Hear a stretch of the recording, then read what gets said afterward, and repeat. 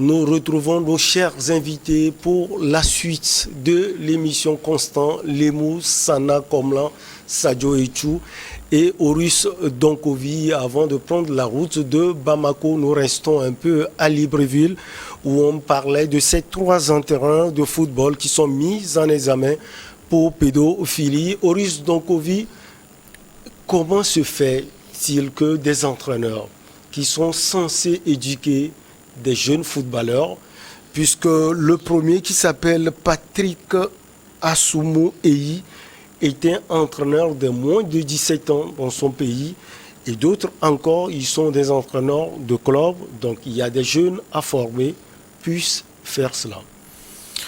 Ben, c'est parce que y a un bon nombre de choses qui sont banalisées au sein de nos sociétés. L'éducation aux plus jeunes est un des secteurs les plus banalisés. Vous avez qu'à observer, même si je prends le cas du Togo, et je ne crois pas que le cas de Libreville soit différent, si vous observez les écoles du collège, du lycée et les écoles du primaire, vous verrez de façon crue là où se situent les priorités. Si vous allez chercher les EPP ou les écoles de maternelle à destination des populations, c'est les classes les plus banalisées, les plus sous-cotées ou ainsi de suite. Maintenant, sociétalement, le sport, c'est, si vous voulez, la béquille de ceux qui sont généralement considérés comme les plus défavorisés. Quand vous prenez votre enfant, vous le mettez dans un club de foot, dans un club de karaté, dans un club de ballet, dans un club... Généralement, ce sont les personnes qui sont considérées comme étant en décrochage scolaire. Hein, ce n'est que très récemment, quand, par exemple, si je prends le cas du Togo, quand il y a eu les succès d'Adebayor, que les gens ont commencé à se dire « Ah ouais, mais peut-être que mon garçon pourrait... » Sinon, à la base, quand vous avez votre petit garçon qui va avec son petit ballon faire du foot pour s'entraîner, vous êtes une classe défavorisée. Même chose pour, si vous allez voir les clubs de karaté, d'arts martiaux, dans la plupart des pays, c'est des clubs de désœuvrés. Ce sont les enfants qui se lèvent pour dire je vais aller m'entraîner, les parents ne s'en mêlent pas. Lorsque vous allez dans les secteurs de la maternelle et du primaire, c'est la même chose. Les parents, ils envoient leur enfant à l'école. Et, si vous voulez, c'est une catégorie de la population qui est fragile et à qui on refuse le droit de s'exprimer, les enfants et en l'occurrence aussi les femmes. Donc tout le monde garde pour soi. Maintenant, ceci étant dit, lorsqu'on prend ce cas au niveau du Gabon, je pense que Constant et Sana l'ont dit, c'est-à-dire si ce n'est pas l'extérieur qui se prononce, personne ne réagirait. C'est ça la vérité. Donc sociétalement, oui, les gens n'ont pas confiance en leur système judiciaire, n'ont pas confiance en la police et ce genre d'acte est banalisé. Il y a un individualisme violent qui s'instaure petit à petit en Afrique, qui est de l'ordre de, bon, ça lui est arrivé, il n'a pas de chance, et puis on passe dessus et on continue. Je rappelle que là, on parle du cas du Gabon, mais avant le cas du Gabon, il y a eu le cas du Cameroun avec la fédération de karaté et plusieurs jeunes femmes qui se sont retrouvées abusées. Avant le cas du Gabon, au Togo, on a eu le cas des petits garçons de Thiévier à qui on donnait de petites piécettes pour faire des vidéos pornographiques. Avant le Gabon, au Togo, on a eu le cas des pédérastes de Kodjovia Kopé et Nikonakwe, qui a priori c'était des occidentaux et ainsi de suite. Et généralement, c'est depuis l'extérieur. C'est l'extérieur qui alerte même. Malheureusement pour nous, à chaque fois, c'est l'extérieur qui alerte. Lorsque les populations, elles réagissent ou tentent de réagir, on ne voit pas de suite. La plupart des affaires qu'il y a eu au sein de nos pays, on n'a pas de retour. Malheureusement, c'est cela. On essaie d'étouffer, on n'a pas de retour. Là, on a une organisation internationale qui est intervenue, c'est pour ça qu'on a le chef de l'État qui en parle. Mais à la vérité, de façon sérieuse, vous pensez vraiment que c'est le premier cas de pédéraste qu'on a au Gabon? C'est impossible. Donc comment se fait-il que parce que c'est une organisation internationale, on a enfin le chef de l'État qui tape du poing et des ministères qui se mettent en branle? C'est ça le problème. C'est-à-dire il aurait été souhaitable qu'on puisse avoir des organisations locales du pays qui puisse enquêter, qui puisse intervenir, et aussi avoir un chef de l'État qui réagit, des ministères qui réagissent parce qu'il y a eu des dénonciations locales. Ce qui se passe en Afrique, c'est que lorsque il y a des dénonciations locales, ben ces dénonciations-là sont réprimées. Parce que la personne qui commet ce abus-là est quelqu'un d'influent, est quelqu'un qui a des contacts et est quelqu'un qui sait se jouer des réseaux plus ou moins mafieux, mystérieux qu'il y a au sein de nos pays. C'est ça qui est dramatique. Donc même ceux qui commettent ces abus-là savent dans quel cadre, dans quelle niche les commettre. Là, on parle, par exemple, de comment ça s'appelle, des entraîneurs gabonais du football. Mais je pense que Sana a correctement cité. C'est dans toutes les strates. Ouais, quand, par exemple, on prend notre propre pays, le Togo, c'est dans toutes les strates. Comment ça s'appelle, l'abus de confiance, comment dirais-je, le trafic d'influence des personnes qui se plaignent, en l'occurrence des femmes. Bon, maintenant, ben, effectivement, oui, il y a une certaine ouverture sur certaines mœurs. Donc, si avant, on abusait des petites filles, actuellement, on abuse des petits garçons. Ça aurait été avant, on aurait parlé d'une maison à Thiévier où on abuse des petites filles. Et quand c'est comme ça, on dit, ah, c'est la faute à la petite fille, on trouve une raison de ça. Maintenant, ben, on abuse des petits garçons. Et ce qui m'a fait, pour vous montrer un peu là où se situe la question la plus subtile, qui est de l'ordre du choc des sociétés, c'est qu'il y a cela 10 ans, c'est impossible au Togo de dire que dans une maison il y a un abus comme ça, c'est impossible. Les gens ils n'attendent même pas la réaction des forces de l'ordre pour intervenir. Mais là maintenant on est dans l'ordre d'une société qui s'individualise, qui en manque de repères parce qu'elle perd ses valeurs et qu'à chaque fois, il y a quelque chose de boulimique dans l'automatisme, c'est-à-dire à chaque fois on lui présente un nouveau modèle à interpréter et à ingurgiter. Et de ce fait, ben, les gens n'ont plus la même réactivité, le même ressentiment ou la même révolte qu'il y avait face à tel ou tel autre abus. Alors, Constant Lemou, on a vu aussi la sortie du président gabonais, Ali Bongo Ondimba, qui parlait d'une affaire grave et inacceptable. Comment vous voyez la réaction du premier responsable de ce pays? Je pense que le président Bongo a pris la hauteur du problème. Et le fait de s'exprimer de cette façon va amener ceux qui sont chargés de faire la lumière sur cette affaire, de s'appliquer et de faire correctement le travail. L'affaire est venue de l'extérieur. L'information est venue de l'extérieur. Et étant le premier responsable du pays, il ne pouvait faire autrement que de taper du poing sur la table. Ça ne veut pas dire que ce phénomène n'existait pas ou bien était à l'insu des autorités du pays. Si c'était un groupe qui préparait une attaque militaire ou un coup d'État, même dans une cellule noire, ils auraient été détectés. Cette pratique de viol, que ce soit sur des adultes ou bien sur des mineurs, existe dans nos pays. Ça existe au Gabon, ça fait l'affaire de chou gras de la presse à plusieurs reprises, bien d'autres dans d'autres pays. Ça n'a pas manqué dans notre pays. Mais il faut avouer que notre société a un problème de préservation de la personne, l'image de la personne. Même des femmes adultes violées se retiennent de dénoncer le viol parce qu'elles se disent, si je le faisais, bien, on peut bien condamner l'auteur, mais moi-même, quelle image désormais j'aurai devant les gens, ça pose problème. C'est un facteur qui pèse beaucoup sur les victimes qui hésitent à dénoncer de ces actes-là. Au Togo, il y a une loi qui protège la jeune fille. La fameuse loi du 10 mars.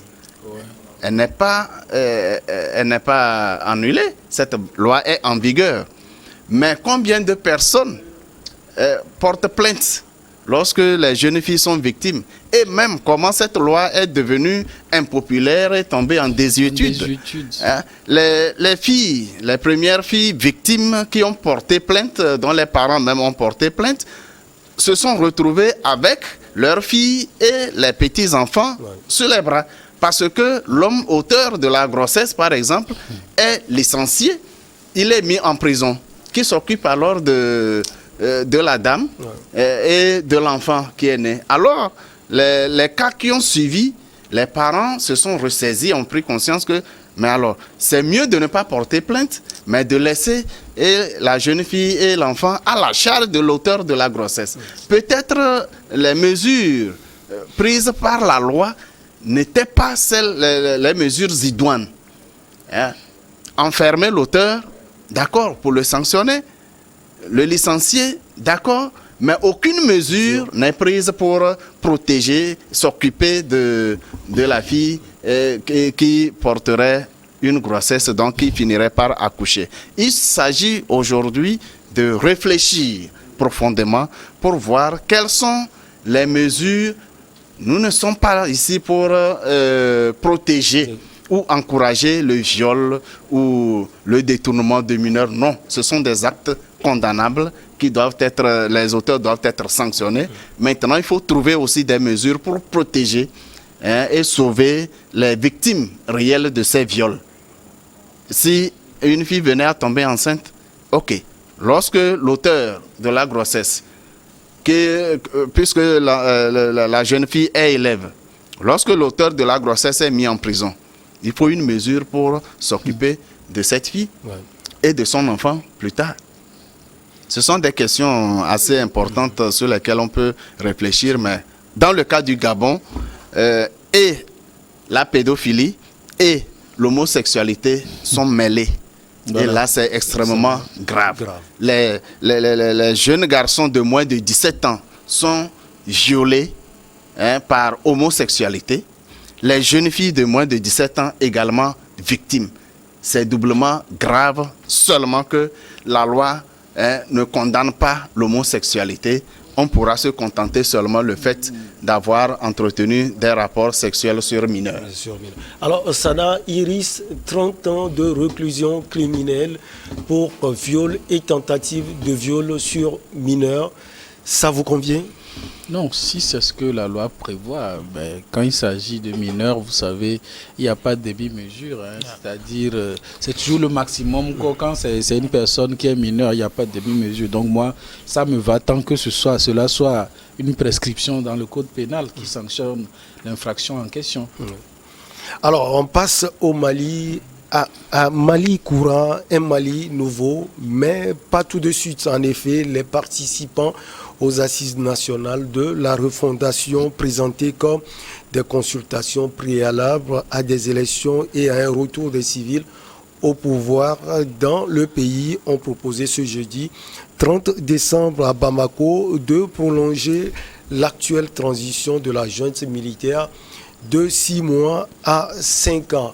Et on commence par vous, Horus Donkovi. Ce chronogramme donc pour l'organisation des élections sera transmis à la CEDEAO ce vendredi. Vous attendez quoi? Puisque nous avons 2 positions aux antipodes. Non, mais quand tu me parles des 2 positions aux antipodes, c'est que tu veux venir à la position de la CEDEAO et à celle du Mali. Ouais. Maintenant, après, la position de la CEDEAO, c'est la position d'une CEDEAO, comme je le dis souvent, qui est très ambivalente dans sa prise de position. Lorsqu'on ne dénonce pas un certain nombre de choses, c'est compliqué après de revenir à rebours pour être un genre de, je sais pas, censeur sur un certain moralisateur. De moralisateur, c'est compliqué. Maintenant, ce que moi je note au niveau du Mali, c'est que, mettons qu'ils ont fait le nécessaire pour inviter la plupart des acteurs majeurs, que ce soit les partis politiques, que ce soit la société civile et ainsi de suite, faire un conciliabule afin de tirer cette feuille de route. Donc, la question n'est pas pour moi de savoir s'ils font 6 mois ou 5 ans. La question est de savoir que dit la feuille de route et comment la réorganisation de l'État malien est organisée. Et comment ce processus est sécurisé. De façon à ce qu'au bout de ce processus, on puisse avoir des des élections libres et indépendantes. Pour moi, c'est ça l'essentiel, parce que on ne peut pas décider pour le Mali sans les Maliens. Donc par conséquent, que ce soit la junte ou que ce soit même la CEDEAO qui presse l'État malien de prendre un certain nombre de décisions, la CEDEAO elle-même en viendra à demander, à faire le même procédé, c'est-à-dire à revenir demander aux acteurs maliens qu'est-ce qu'ils veulent pour leur pays. Donc voilà, ce qui serait intéressant, c'est de savoir, mais que dit la feuille de route en termes de structuration, en termes d'organisation, en termes de sécurisation du processus de transition actuel. Alors, on peut le dire, sans détour, la durée de la transition n'est pas encore tranchée, même si on nous parle de 6 mois jusqu'à 5 ans. Sana, pour vous, la junte laisse les gens dans le flou total? Non, en fait, je pense qu'ils ont intérêt à procéder ainsi. Aujourd'hui, ça correspond à la date butoir, ou bien quelque sorte l'ultimatum que la CEDEAO leur a donné pour soumettre un chronogramme bien précis.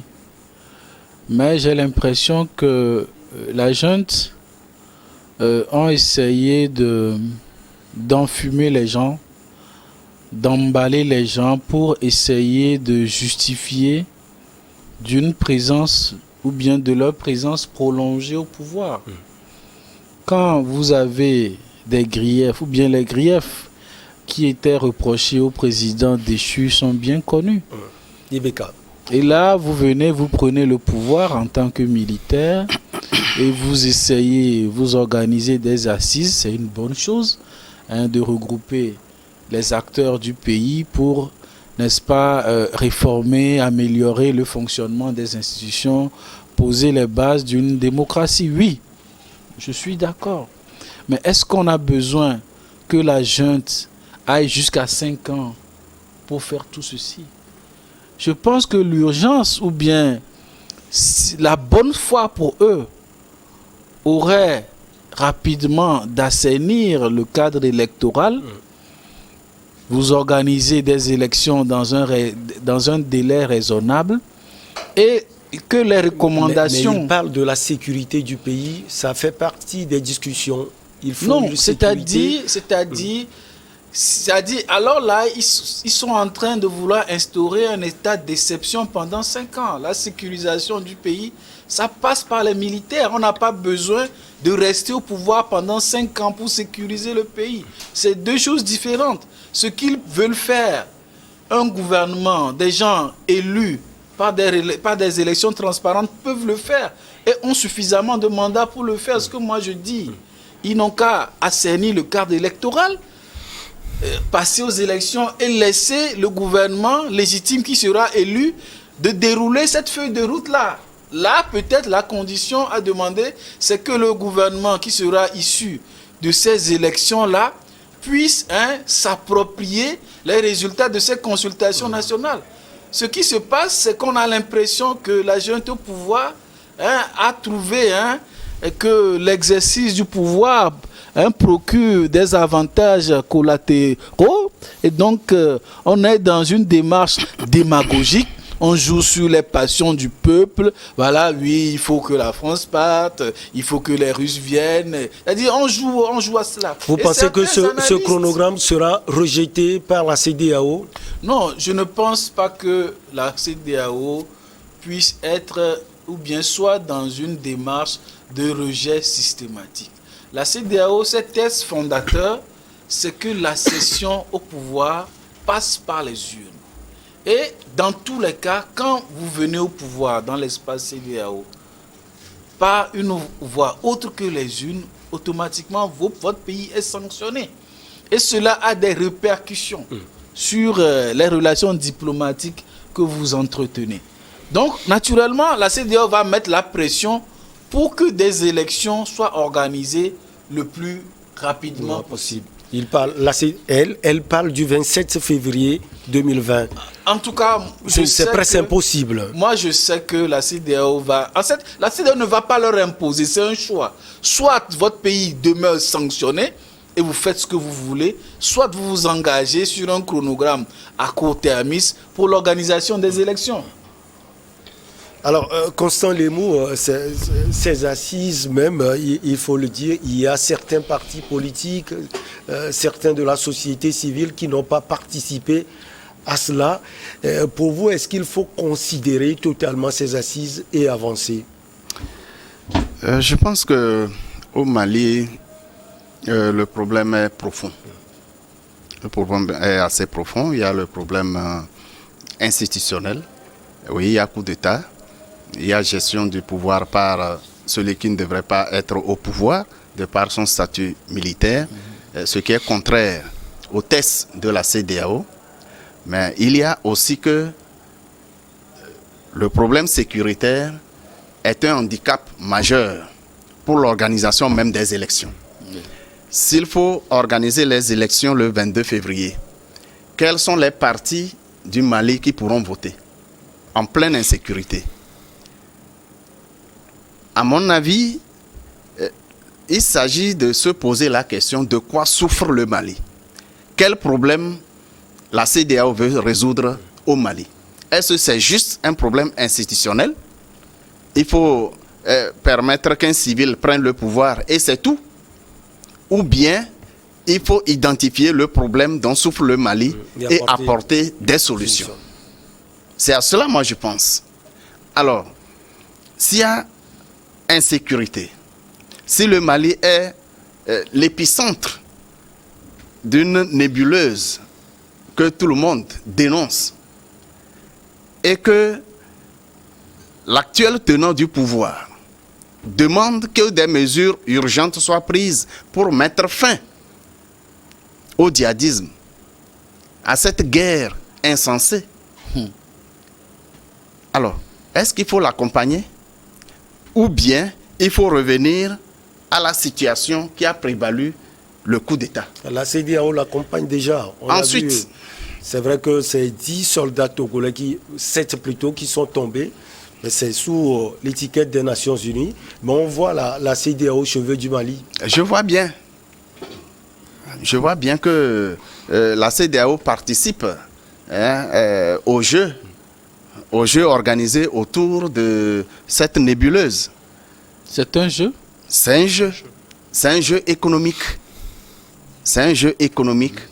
Depuis combien d'années notre pays envoie des contingents au Mali? Quel est le résultat? Quand on fait le bilan des opérations, quel est le résultat? Nous avons perdu beaucoup de nos frères et de nos sœurs au Mali. L'ensemble de l'opération Barkhane a quel résultat aujourd'hui dans la lutte contre le djihadisme? Quel est le résultat?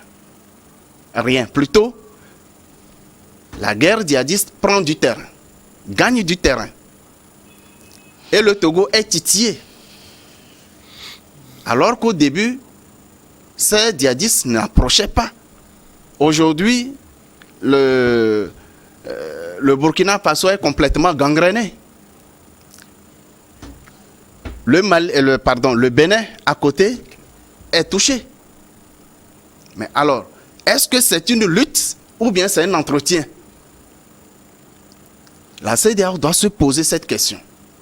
Alors, du point de vue sécuritaire, ou du moins la stratégie que proposent les tenants acteurs du pouvoir pour ramener la paix au Mali, s'ils font appel aux Russes et que la présence russe pose problème, je me demande alors quel est l'objectif de l'opération, cette vaste opération qui mobilise et des ressources et des hommes, des ressources financières, des ressources matérielles et des hommes pendant des années. On nous dit, oui, Wagner a des mercenaires qui ne respectent pas les droits de l'homme. Oui, peut-être on veut nous dire qu'il faut négocier avec les terroristes. Dites-moi, en droit international, négocie-t-on avec les terroristes? Non, ils ne veulent même pas. Il faut respecter les droits des terroristes qui massacrent des innocents. Ils sont Mais tous alors, des mercenaires. C'est pourquoi je dis, cette guerre du Sahel est un jeu organisé et entretenu par ceux qui en tirent profit. je me pose la question, pourquoi nos dirigeants ne prennent pas la mesure et le courage à deux mains pour dire non? Eh bien, nous devons mettre fin à cette guerre à n'importe quel prix. Alors, Horus Donkovi, on reconnaît mélo total dans la vie politique du Mali, mais la junte au pouvoir aussi, on a l'impression, comme Sana l'a dit tout à l'heure, veut profiter du temps pour s'installer au pouvoir. Parce qu'une transition qui va durer, moi je prends l'extrémité, 5 ans, c'est trop. Alors bon, il faut faire attention parce que c'est nous qui présumons du fait que la junte veuille s'éterniser au pouvoir. Il ne faut pas oublier que la démocratie malienne, c'est un militaire qui l'amorce. C'est Moussa Traoré qui est chassé par ATT. Et c'est ATT qui remet le pouvoir, qui permet à des gens comme Alpha Omar Konaré de devenir président. Donc je pense que comment dirais-je, comme je disais, je pense qu'on gagnerait à savoir en termes de valeur quel est le poids des consultations qui ont été faites. Parce qu'il y a quelque chose qui est du fait historique. Lors des crises, les peuples se mettent derrière ou choisissent celui qui est garant de la pérennisation de la sécurité, celui qui est garant de la pérennisation du rassemblement. Je vais donner un exemple. Lorsque vous prenez un des plus grands exemples français, qui est celui de Charles de Gaulle, Charles de Gaulle n'est pas quelqu'un qui est adulé pour sa gestion de l'État. C'est quelqu'un qui est adulé parce qu'il sait, il a su garantir les prétentions françaises dans le monde. Il incarne la résistance. La résistance. Il incarne la résistance, il incarne la cohésion comment ça s'appelle, des prétentions françaises à l'extérieur. Mais quand il s'agit à chaque fois de gérer la France, à chaque fois il a été débouté. C'est mai 68 qui chasse Charles de Gaulle du pouvoir. Mais à chaque fois qu'il y a eu une crise, la guerre de 39-45, il était là. On l'a rappelé, je pense, en 58, parce qu'il y avait le problème avec l'Algérie, qu'il a validé en 62. Et après, en 68, le peuple a dit « Ok, basta, on ne veut plus ». Donc, vous allez en Espagne, vous avez le même cas avec Franco. C'est Franco qui rappelle la royauté espagnole et qui la rétablit dans ses droits. Vous avez beaucoup d'exemples comme ça au sein du monde. C'est-à-dire, actuellement, on est en période de crise au Mali, où on a un problème sécuritaire. On a deux types de cas au Mali. On a le cas de ces djihadistes dont on ne sait d'où ils viennent. Et on a une déstabilisation intérieure du Mali où on va opposer des communautés. Comme les Peuls et j'oublie le nom, et les Dogons.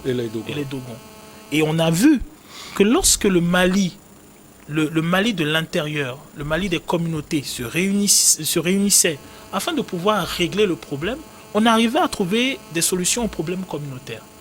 On arrivait à mettre sur la table le Dogon et le Peul et à faire en sorte, par le biais de toute la mécanique intrinsèque africaine, qui est quand même négociation, qui est échange et ainsi de suite. Lorsque l'on voit nos pays comme le Mali, le Burkina, le Niger, la Mauritanie, le Tchad, quand on voit ces pays-là, la sécurité dont on présume au sein de certaines régions de ces États l'est grâce au jeu des communautés, pas grâce au jeu de l'armement. Donc, c'est-à-dire qu'au niveau de ces États, il y a des recours possibles. Lorsque vous prenez par exemple le Burkina, la sécurité du nord du Burkina, elle n'est pas faite par le gouvernement burkinabé, elle est faite grâce au jeu des communautés qui s'organisent pour se défendre, qui connaissent le territoire et qui connaissent de quoi certains peuvent présumer sur ce territoire-là. Le jeu devient compliqué lorsque vous avez des étrangers qui investissent les pays avec des armements dont on ne sait d'où, avec des financements dont on ne sait d'où, et lorsque, si vous voulez, des suprématies en griffe internationales vont déstabiliser eux-mêmes les États, notamment économiquement. Donc, effectivement, il y a de la pertinence à demander à la CEDEAO concrètement comment elle se projette dans le règlement du Mali. Et si il s'agit, parce que je pense que la question de Constant était pertinente, que cherchez-vous? Vous cherchez une élection qui va mettre quelqu'un de façon démocratique au pouvoir, ou bien vous cherchez à régler les problèmes intrinsèques d'un pays? Parce que l'élection démocratique qui va amener un civil au pouvoir a déjà été réalisée. Et ce n'est pas les militaires qui ont chassé cet homme-là, c'est le peuple qui est sorti dans la rue pour le chasser et qui a été appuyé par des militaires. Maintenant, là où se situe aussi la pertinence de ton propos, c'est que les militaires qui viennent et qui vont évincer ce gouvernement démocratique. De IBK, bien sûr. De IBK. Ces militaires sont qui? Quelles causes ils défendent? Quelles sont leurs projections pour le Mali? Quelles sont, si vous voulez, les mécaniques mystérieuses? Ils mettent devant la lutte contre l'insécurité, la corruption et autres. Ils mettent la lutte, moi souvent j'appelle ça des slogans. Vous mettez la lutte contre l'insécurité, vous mettez la lutte contre la corruption, ainsi de suite, c'est bien. Maintenant, il faut détailler comment est-ce que vous luttez contre la corruption. La suite nous intéresse. On va marquer la pause pour le journal et on revient avec vous parce que ce débat sur le Mali est intéressant. Le journal et on revient pour la suite.